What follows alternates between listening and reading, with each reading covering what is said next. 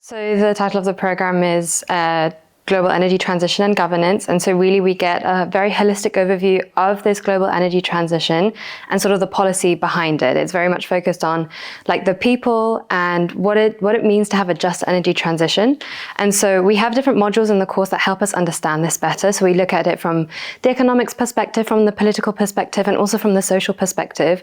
It's really important to understand that at the end of the day, it is a just energy transition, which means that we have to think about all the people and the different actors involved. So it's cool that we started off the course sort of understanding it from the baseline. So what does it mean at a micro, meso, macro level? Who is involved and how are they doing it so far?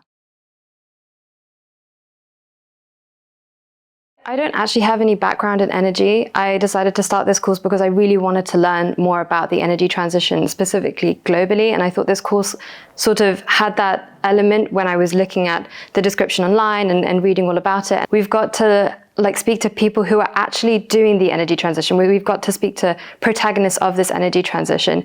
And so not only just learning about it in Europe, but we've got to speak to representatives from Chile, we've got to speak to representatives from South Africa and hear about what's taking place there. And those are sort of opportunities that perhaps I wouldn't have otherwise. And it was really amazing because for me, coming from a background of languages, of business, of financial technology, which I have, this is completely new to me. And it was all sort of packaged in a way that was not just like complex, but also like exciting and understandable. And it sort of gave me that direction that says, okay, so now I know what the energy transition is and I know how to fit myself into it and where. Obviously, we're studying in Europe, but it was particularly interesting to see Europe's energy transition when we moved to Berlin for the second part of the course, because there we got to see sort of more tangibly what was happening in Europe's energy transition and specifically in Germany. We got to meet, for example, a lot of the representatives of hard to abate sectors like steel and understand what are the challenges that they're facing in their energy transition, as well as sort of what's happening on a local level in particular communities. And so we got to see that more tangibly in Germany because their energy transition sort of has that more all-encompassing aspect, and it means that like there are certain elements that we can take, examples and lessons we can take from Germany to apply to other countries, not only in Europe but around the world in their energy transition. But that was something unique specifically to our time in Berlin through the people that we got to meet, the experts who gave us talks and so on.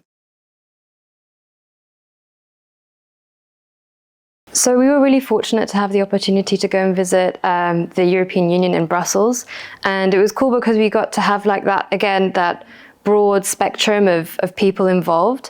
And so we got to speak to politicians as well as sort of local actors. We got to meet the representatives of industries like solar, wind, hydrogen, and we got to hear about what they're doing on like a European Union level, what they're sort of sharing with other actors around the world, and what are the lessons that they're sharing, but also more specifically, what is happening and what are the discussions taking place at a European Union level. So we got to meet representatives of the Green Deal. We got to speak with the Direct General Energy Department and hear exactly what are the challenges they're facing.